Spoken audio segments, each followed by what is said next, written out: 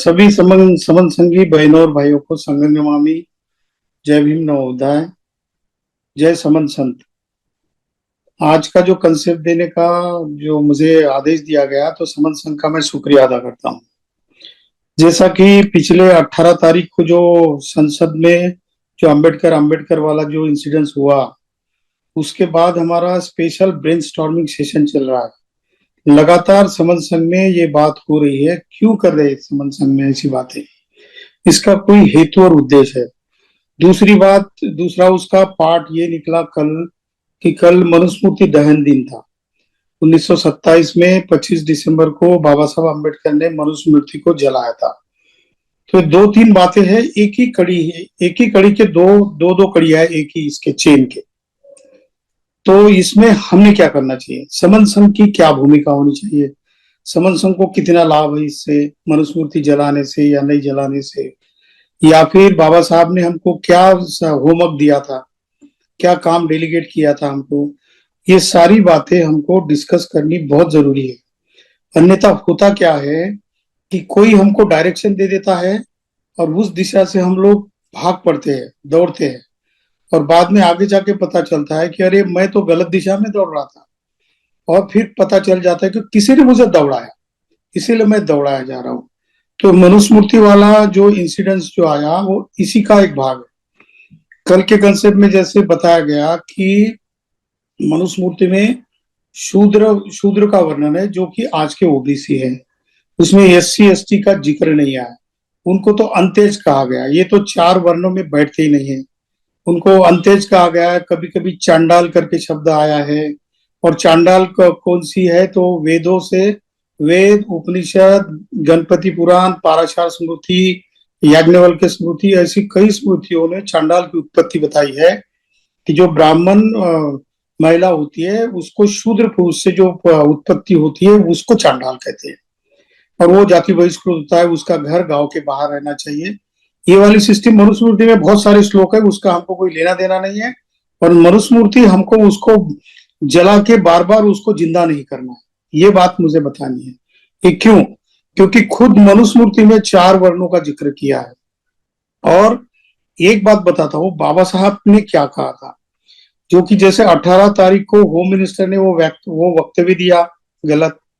उसके बाद 19 तारीख की जो प्रेस कॉन्फ्रेंस हुई इंडिया अलायंस की, उसमें बाबा साहब का एक जो स्पीचेस का वॉल्यूम है, वॉल्यूम 12 का, उसका एक कोटेशन दिया था। देखो कैसे उठाते हैं, उन्होंने भी वही किया, लेकिन वो कैसा यूज करते हैं, वैसा हमको यूज करते नहीं आता कोई चीज को।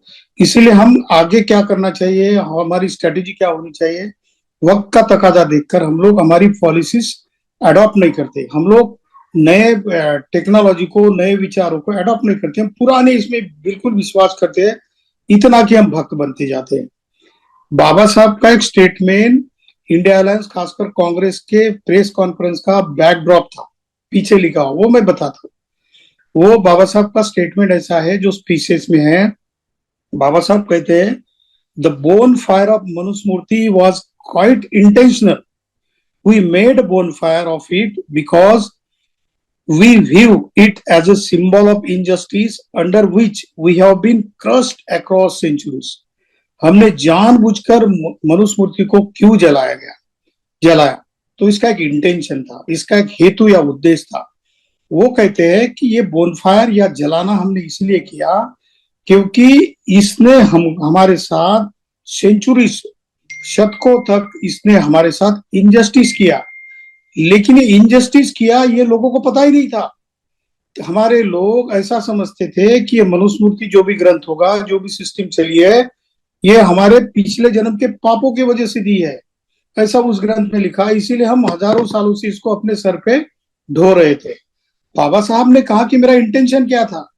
उनका इंटेंशन यही था कि मैं आपको अलर्ट करना चाहता हूं, आपको जागरूक करना चाहता हूं, आपको बता देना चाहता हूं कि आपकी गुलामी का दूसरा तीसरा कारण कुछ भी नहीं है। आपके साथ जो अनजस्टिस हो रहा है शास्त्रों के नाम पर, उन शास्त्रों को जलाना होगा। वो क्यों कहते हैं? क्योंकि वो कहते हैं कि ये शास्त्र समता के खिलाफ है। और जब भी मैं देखता हूं, बाबा साहब कहते हैं कि मैं समनों का कल्चर पढ़ता हूं, समन शब्द भी यूज किया उन्होंने, आपने वॉल्यूम देख लेना पढ़ के। हॉलम टेल पढ़ के देखना, ये रेवुलेशन एंड काउंटर रेवुलेशन पढ़ के देख लेना, एनिलेशन ऑफ कास्ट पढ़ कर देख लेना। तो बाबा साहब का कहना है कि हमने इसको इसलिए जलाया कि ये समता का भाव पैदा होने के लिए हमारे बीच में, हमारे प्रगति के बीच में सबसे बड़ा रोड़ा मनुस्मृति था। हालांकि वैसी तो बहुत सारी स्मृतियां है, लगभग 100 स्मृतियां है। जो श्रुति जो वेदों को कहते हैं, और स्मृति जो है जो लॉज होते हैं, उन लॉज को स्मृति कहते हैं। स्मृति यानी याद रखने वाली चीज, जैसा कानून हम लोग याद रखते हैं। अगर हमको कानून याद नहीं रहता तो हमारे ऊपर कभी भी अन्याय होता है। जैसा कि हम कॉन्स्टिट्यूशन के बारे में इतना गंभीरता से नहीं सोचते जितना मनुस्मृति के बारे में अभी सोच रहे। क्यों? क्योंकि अगर आप संविधान को याद रखोगे तो संविधान के खिलाफ मेरे ऊपर किस कानून, किस आर्टिकल का उल्लंघन होकर मेरे ऊपर अन्याय हो रहा है पता चलेगा। बट हमारा इंटेंशन अभी वही है कि मनुस्मृति ने मुझे क्या किया। बाबा साहब ने कहा कि मनुस्मृति इसीलिए जलाई कि आपको पता चलना चाहिए कि आपकी गुलामी का एक कारण है, क्योंकि सारे शास्त्रों में मनुस्मृति को कोड ऑफ कंडक्ट का लॉ बनाया था उन्होंने। दूसरा कहते हैं कि आपको इकट्ठा लाने के लिए, आपके बीच में इक्वालिटी का भाव पैदा होने के लिए सबसे बड़ी रुकावट ये शास्त्र है। और उसमें एक सिंबॉलिक उन्होंने एक ही शास्त्रों को जलाया था, क्योंकि वो कानून का रूप था। वो तो कहते हैं कि सारे शास्त्र एक एक करके जलाने चाहिए, बट उन्होंने आगे भी कहा है, लिखा है बाबा साहब ने कि ये मैंने सिंबॉलिकली इसलिए जलाया है क्योंकि आप समझ जाओगे, एक बार आप समझ जाओगे तो उसको भूल जाना है। हम लोग क्या करते हैं कि उसको पकड़ के रखते हैं। इसका उदाहरण भी एक दिया है इतिहास में। तथागत बुद्ध ने एक जातक कथा बताई है, उसका संबंध इससे कैसा है। बाबा साहब बोलते हैं कि कोई चीज को तुम दिमाग में पकड़ के क्यों रखते हो, इस वजह से तुम्हारा नुकसान क्या होता है। जो आज तक हम लोग मनुस्मृति को जला रहे हैं तो हमारे मन में मनुस्मृति को जीवित रखे हुए हम लोग, बल्कि बाबा साहब ने उसके बाद कहा, क्या कहा, वो उसको पढ़ते भी नहीं, सुनते भी नहीं, उसका आचरण भी नहीं करते। तो ये जातक कथा ऐसी है। तथागत बुद्ध कहते हैं कि बहुत पहले की बात है, बुद्ध के पहले की बात है, वो मोरल स्टोरी है, इसको अन्यथा ना ले कि ये ऐतिहासिक होगी। बुद्ध कहते हैं कि एक गांव में वो एक राजा रहता था और कुछ श्रेष्ठी रहते थे और गरीब लोग भी रहते थे। तो उसमें एक दिन गांव में ये दरोड़ा यानी डाका पड़ गया, और डाका पड़ता था तो 10, 50, 100 डाकू आते थे, गांव को लूटते थे। कभी राजा के घर में लूट होती थी, तो कभी श्रेष्ठी के घर में, जो पैसे वाले लोग होते थे उनके घर में होती थी, या ट्रेजरर जो होते अनाथ पिंडक जैसे उन लोगों के घर में। अगर कुछ नहीं हाथ में लगा तो वो क्या करते थे, नए बच्चों को उठा ले जाते थे। इसीलिए कि बच्चों का मन तो बिल्कुल नील होता है, कोरा होता है। उसमें अगर ये डाकुओं का विचार अगर डाल दिया जाए तो वो भी डाकू बनता है और आगे जाके वो अपना भक्त बनता है, और वो डाकू चोरी करने के लिए, डाका डालने के लिए काम आता है। तो उस गांव में किसी रात को डाकुओं ने डाका डाला और देखा कि उनको चाहिए उतना धन नहीं मिला। तो उन्होंने क्या किया कि छोटे बच्चों को झोपड़ियों से जहां से मिले वहां से उठाना शुरू कर दिया। तो एक गांव में, उसी गांव में एक झोपड़ी में एक विदुर रहता था, उसकी पत्नी मर चुकी थी, उसका एक छोटा सा 5 साल का बच्चा था, और बगल में झोपड़ियां थी उसमें भी छोटे छोटे बच्चे थे। तो उन्होंने क्या किया, डाकुओं ने ये विदुर का लड़का उसको किडनैप कर लिया और लेके गए। उसके बाप ने देखा कि पहले मेरा लड़का मेरी झोपड़ी से भाग गया, और कुछ 4-5 बच्चे दूसरी बगल की झोपड़ियों में छुप गए थे। तो उसमें से एक ही बच्चा उनको मिला, बाकी बच्चे छुप गए इधर उधर। तो लोग, चोरों को लगा, डाकुओं को लगा कि हमारे हाथ में नहीं लगते, जितने मिले उतने लेके गए और सारे गांव को, झोपड़ियों को आग लगा दी। परिणाम ये हुआ कि उस झोपड़ी में एक बच्चा जो बचा था वो आग में मर गया, उसका डेड बॉडी बची है, जो हड्डियों का जो अस्थि पंजर होता है वही बचा। और ये बच्चों को तो उन्होंने उठाकर लेके गया इसके। फिर बाद में पूरा गांव जलने के बाद, राख होने के बाद, ये आदमी देखता है कि मेरा बच्चा कहीं है क्या। सारा गांव तो जल गया, और इतना प्यार करता था, एक तो पत्नी मर गई थी, बच्चों से बहुत प्यार करता था, प्यारा सा बच्चा मर गया, वो ढूंढ रहा। तो बगल के झोपड़ी में एक छोटे से 4-5 साल के बच्चे की उनको अस्थि मिल गई, जो जले हुए अस्थि पंजर हो गए थे। उसने उसको एक इकट्ठा कर लिया और एक थैली में लेके आया, और हर दिन उस अस्थियों को, उस बच्चे की लाश के जो मिले हुए हड्डियों को देखकर वो रोता था। ऐसा 1, 1.5, 2 साल तक चला। वो उसकी याद में इतना रोता था, इतना गम में डूबा हुआ था, उसको समझ में नहीं आ रहा था क्या करना। तो बच्चों की याद में बहुत रोता रोता रहता था। एक दिन 2 साल के बाद वो बच्चा वापस आता है, कई डाकुओं के चंगाल से निकलकर। वो किसी तरीके से जंगल से निकल कर आता है, रात में भागा भागा। रात को 12, 1 बजे वो दरवाजा खटखटाता है। वो बोलता है कि पिताजी मुझे दरवाजा खोलो, मैं आपका बच्चा हूं, मैं आ गया हूँ। ये अपनी वो हड्डियों की थैली निकालता है और बोलता है कि मेरा बच्चा कब का मर चुका है, 2 साल हो गए, मैंने अपने हाथ से उसकी हड्डियां निकाल कर लाई है। और ये देख, तू बच्चा नहीं हो सकता मेरा, तू कुछ तो भी डाकू होगा, कुछ होगा। वो बच्चा 1 घंटा 2 घंटे तक दरवाजे की कड़ी बजाता है, बहुत रो रो के बताता है कि मैं ही आपका बच्चा हूँ, मुझे घर में ले लो। जब उस बच्चे को पता चलता है कि ये पिताजी मुझे लेने को तैयार ही नहीं है, तो फिर से वो जंगल में निराश होकर निकल जाता है। और इस तरीके से वो बच्चा अपने बाप से बिछड़ जाता है। तो तथागत ने ये मॉरल इसका बताया कि उस बाप को अपना बच्चा डाकुओं के इससे बचकर निकल कर आया, और अपने बाप को ओरिजिनल बता रहा कि दरवाजा तो खोलो, मुझे देख तो लो कि मैं आपका ही बच्चा हुए नजर आएगा। पर उसने अपने मन में ये पूरा ठान लिया था, उसके मन में गहरा संस्कार हो गया था कि मेरा बच्चा तो मर गया, ऐसा कैसा मेरा बच्चा जीवित होकर आएगा। उसने दरवाजा खोला नहीं। तो बुद्ध कहते हैं कि आप जो हो किसी चीज को, एक आधा गहरा संस्कार आपके मन पे होता है, उसको इतना पकड़ के रखते हो, आपके सामने सच्चाई आती है फिर भी आप सच्चाई मानने को तैयार नहीं होते हो।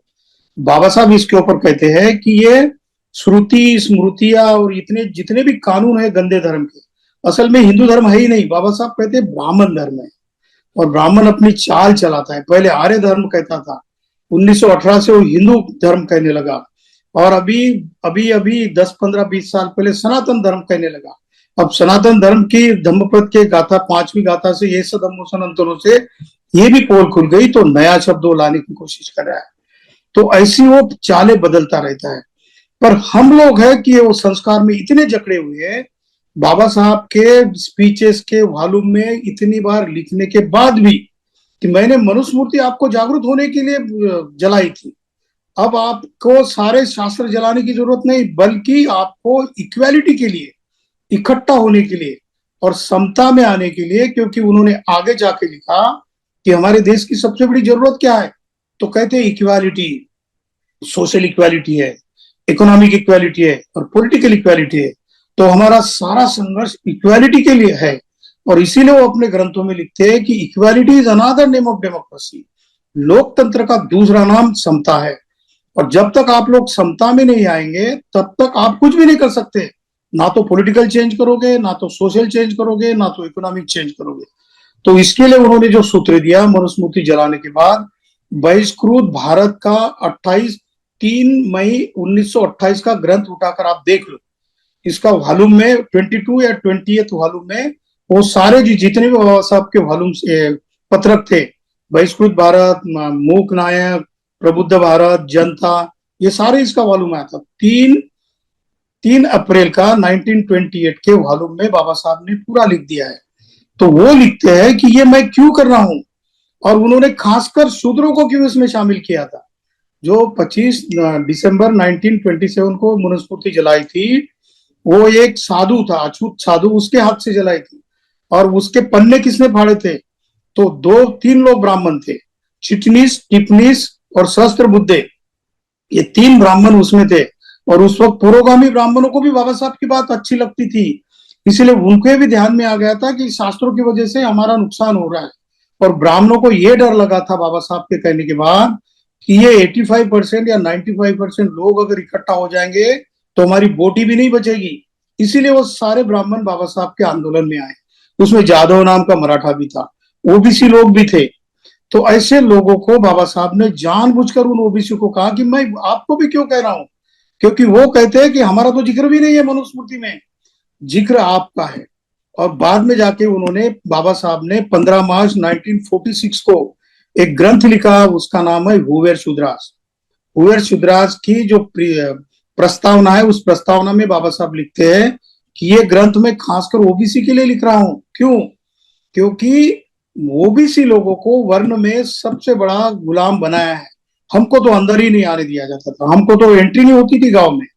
और हम लोग इसीलिए गांव के बाहर ढकेले गए क्योंकि ब्रोकन मैन थ्योरी में, कास्ट इन इंडिया नाम की किताब में बाबा साहब ने ये बताया है कि ये जो अछूत लोग हैं, खासकर एससी और एसटी के, ये सबसे बड़े वैरियर लोग थे।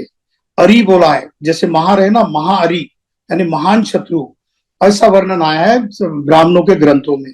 तो ये इसलिए कि गांव में जितने भी ओबीसी लोग, वो तो उनके फॉलोअर बन गए, पर खासकर संघर्ष किया इन लोगों ने जो आज के अछूत लोग हैं। वो ये भी कहते हैं कि अछूत लोग तो दुरुस्त हो जाएंगे। मेरा प्रॉब्लम है कि आप संख्या में सबसे ज्यादा हो, 52% हो। जब तक आप लोग हमारे आंदोलन में नहीं जुड़ जाते, तब तक हम लोग समता का आंदोलन नहीं लड़ सकते। क्योंकि डेमोक्रेसी क्या मांगती है? डेमोक्रेसी मेजोरिटी मांगती है, 51% मांगती है। और एससी एसटी दोनों भी इकट्ठा हो जाए तो भी 51% नहीं होता। इसीलिए ओबीसी को हमारे साथ जोड़ना ये बहुत जरूरी था।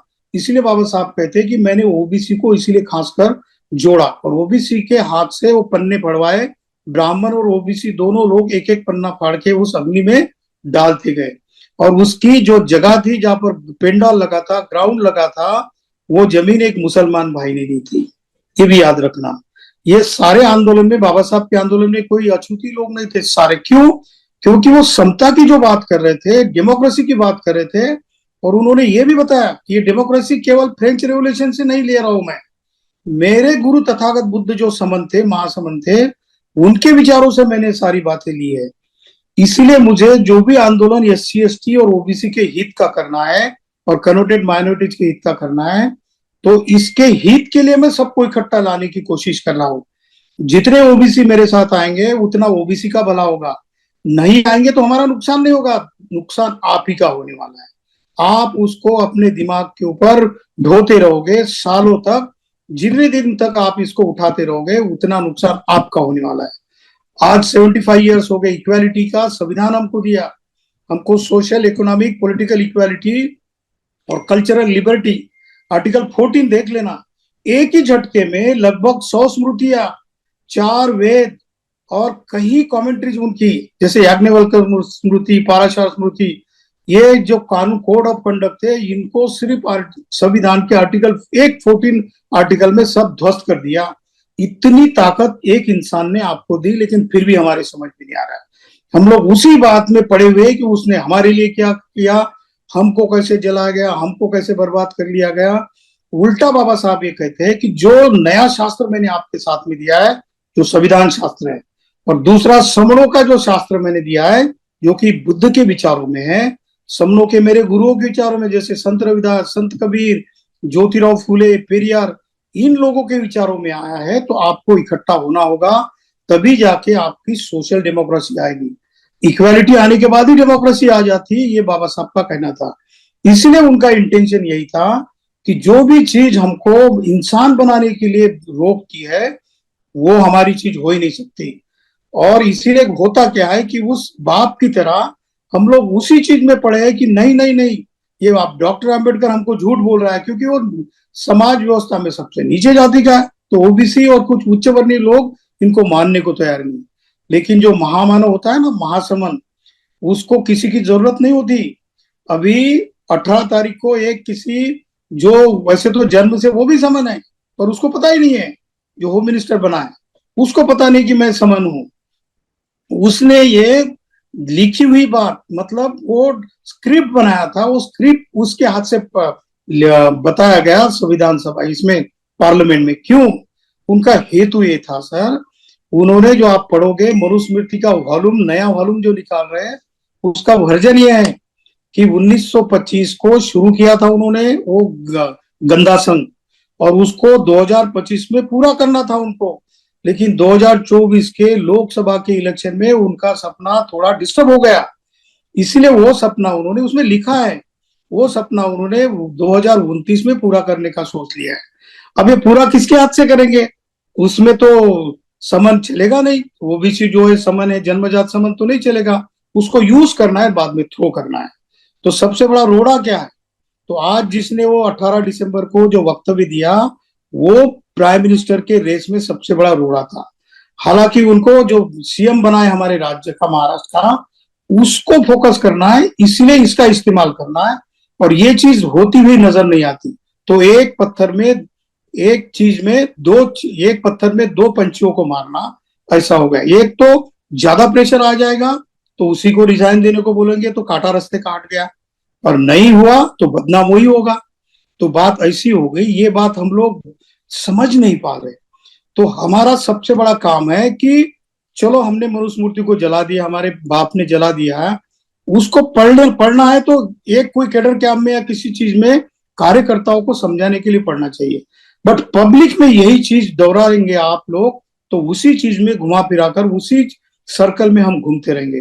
हमारे सामने समनों का बहुत बड़ा कल्चर है। जैसा कि गटे नाम का एक जर्मन का बहुत बड़ा साहित्यिक है, लेखक था और कवि था, उसने लिखा है, गटे ने, जर्मनी के लेखक ने, वो कहता है कि आपको दुनिया का सबसे बेहतरीन अगर लिटरेचर देखना है तो पाली के लिटरेचर को आप खंगाल लो। पाली में दुनिया का हर कोई चीज, फिलॉसफी मिलेगी, पॉलिटिक्स मिलेगा, इकोनॉमिक डेवलपमेंट मिलेगी, सोशल इक्वालिटी की बात, सारा कुछ साहित्य। जो भी व्यक्ति पाली के साहित्य को पढ़ेगा तो वो व्यक्ति को दूसरे जगह कोई ज्ञान ढूंढने की जरूरत नहीं है।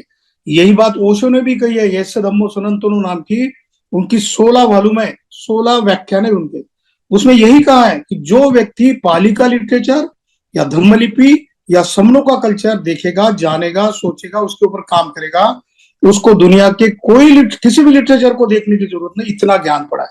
क्योंकि वो लिखते हैं कि इतिहास में हम लोग समन थे ना, हम लोग professor, vice chancellor, doctors, engineers, architect, व्यापारी, राजा, सारे फॉरेन मिनिस्टर, सारे कुछ हम ही थे। बट हम है कि इंटेंशनल क्या करते हैं, वही गलत गंदी चीजों के बीच में हम लोग घूमते रहते हैं और लोगों को उछालते रहते हैं। इसका परिणाम ये होता है कि हम लोग बार बार निगेटिविटी में सोचते रहते हैं। इसका परिणाम ये भी होता है कि जो लोग, खासकर ओबीसी के बंधु है हमारे, जो जन्म से समन है, जो कि पता नहीं उनको, वो लोग हमारे खिलाफ होते हैं। आज का ही उदाहरण बताता हूं मैं। एक ओबीसी व्यक्ति जो विश्व हिंदू परिषद में काम करता है, मैं रजिस्ट्रार ऑफिस में गया था, जो रजिस्ट्रार है अमरावती का, वो मेरा जूनियर था, वो उसके सामने मुझे सर सर बोल रहा था।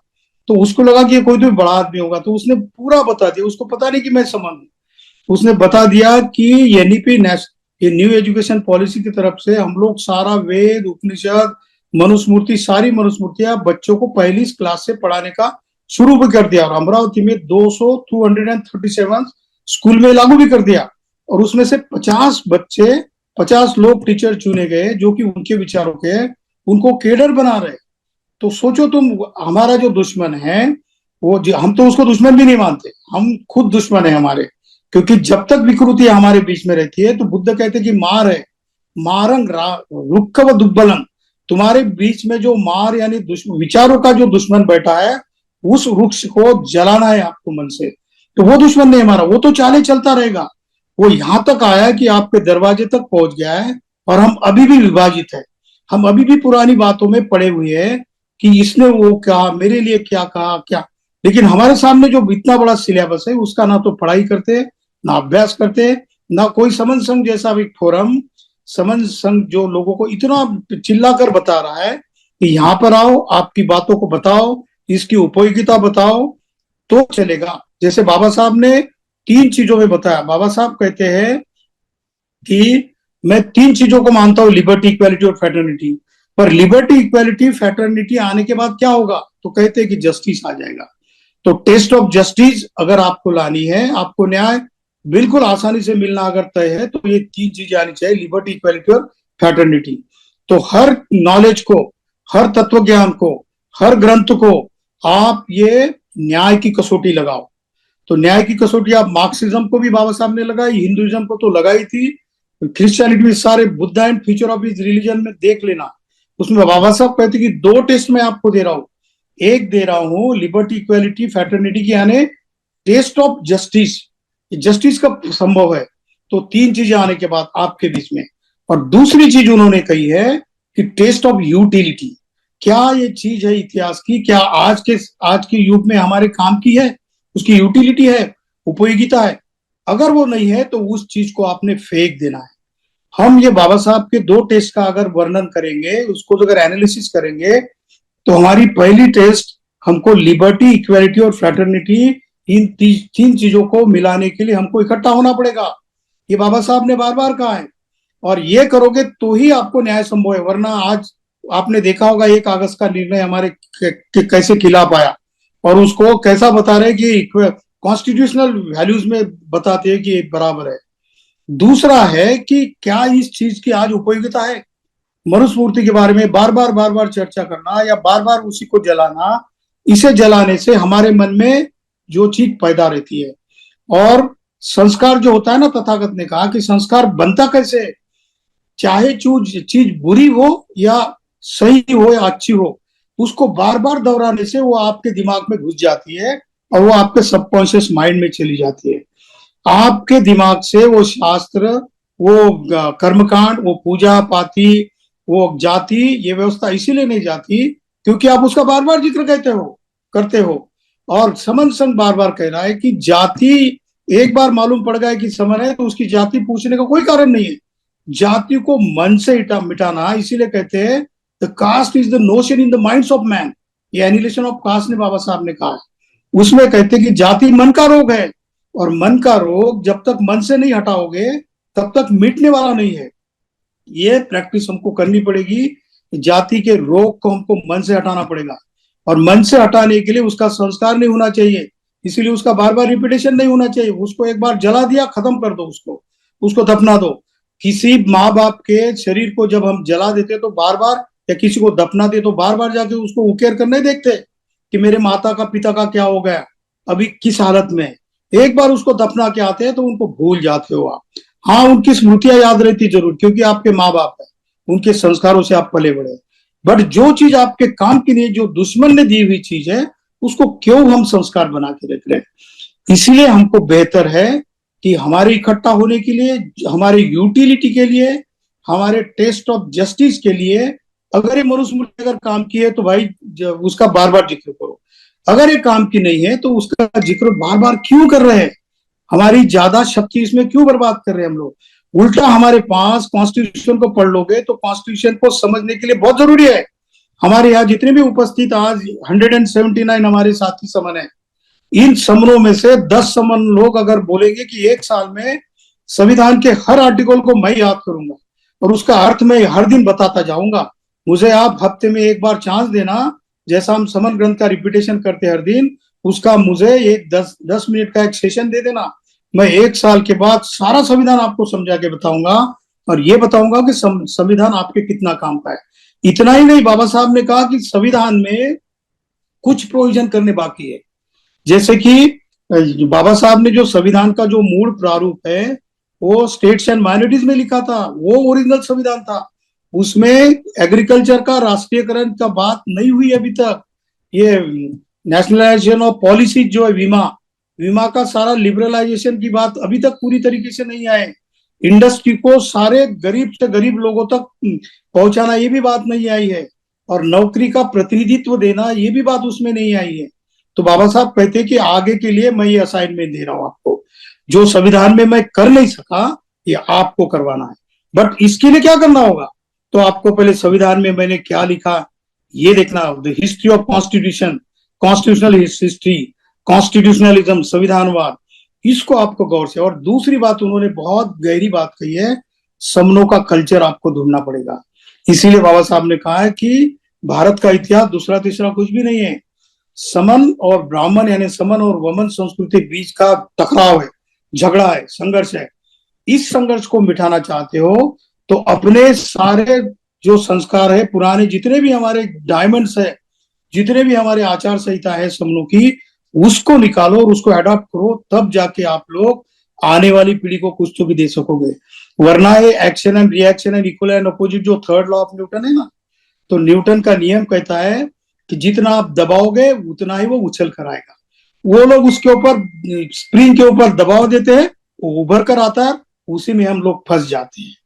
वो हम लोग हमारा खुद का अपना स्प्रिंग बना ले और उसके ऊपर उनको बिठा दे, वो उछल जाएंगे, मिट्टी में मिल जाएंगे। और वैसे भी अगर इतने समनों में से 85% समनों में से अगर 30-40% समन भी इकट्ठा आ जाते हैं ना, तो उनको यहाँ से भाग जाना पड़े, कोई जरूरत नहीं पड़ेगी उनको उनके बारे में कहने की भाग जाओ निकल जाओ, कुछ नहीं, अपने आप सारा बिस्तारा इकट्ठा करेंगे और निकल कर भाग जाएंगे। ये सारा कुछ संभव हो सकता है हमारे अंडरस्टैंडिंग से, because understanding is the basic nature of universe. ये तथागत बुद्ध ने बार बार अपने सूत्रों में कहा है। तो इसीलिए हमको जरूरी है कि जो पुराना जो हो गया है उसको अभी भूल जाना है। हाँ, याद इसलिए रखना है कि कैडर कैंप में अगर कोई आपके साथ बहस करने को आएगा तो 1-to-1 उसके साथ कहना, उसको उछालना, हमने अपनी बात नहीं बताना, उसको पहले ओपन कर लेना। जैसा कि आज मैंने कहा, उसका पूरा मैंने बता दिया, लेकिन मेरी पहचान नहीं थी दी, क्योंकि मुझे पता था कि वो वमन संघ से जुड़ा हुआ समन है। तो ये वाली बात हमको बार बार सोचनी पड़ेगी, इसके ऊपर आगे का क्या सिलेबस है, आगे का क्या असाइनमेंट है, किस चीज से हम लोग जुड़ सकते हैं, किस चीज से हमारा भला होने वाला है, किस चीज को अपनाने से हमारे आने वाले जो बाल बच्चे हैं उनका भला होने वाला है। इन बातों के ऊपर हमको गौर से सोचना चाहिए। न परेश विलोमानी न परेश कथा कतंग अतनो अवेख्य कथानी कथानी छ, धम्मपद की 6 नंबर की गाथा है, उसमें बुद्ध कहते हैं कि दूसरा क्या करता क्या नहीं करता, कैसा उछालता है, किस तरीके से आपको घुमाता है, ये आपका सब्जेक्ट ही नहीं है। मैंने क्या करना चाहिए, हमने क्या करना चाहिए, हम लोग कैसे इकट्ठा हो जाए, इसके ऊपर अगर सारी शक्ति लगाओगे तो भविष्य आपका इंतजार कर रहा है आपके सुख का।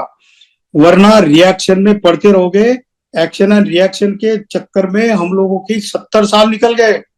आने वाले 10 साल भी अगर ये काम करोगे सच्चाई का या असली चीजों का, असली विचारों का, तो सारी सत्ता आपके पैर चूमेगी। सारे लोग बोलेंगे कि समन भाई हमको देख लेना, मैं चाहता हूं कि अगले एमएलए के लिए, एमपी के लिए, पार्षद के लिए, कारपोरेटर के लिए मैं खड़ा रहना चाहता हूं, मुझे टेस्ट कर लेना, अगर मैं ईमानदार हूं तो ही मुझे चुनना।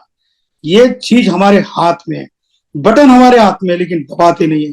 गलत स्विच लगा दिया है हमने और बार बार हमारा जो फ्यूज उड़ता जाता है। फ्यूज उड़ाने वाला कोई और है, हमारा खुद का फ्यूज नहीं, बार बार जोड़ते जाते हैं, पर फ्यूज का करंट या बटन हमारे हाथ में नहीं है। ये बटन अगर हमारे हाथ में आएगा तो ही हमारा अच्छा भविष्य है, वरना ऐसे ही हम करते रहेंगे। समन संघ यही बात बोलता है।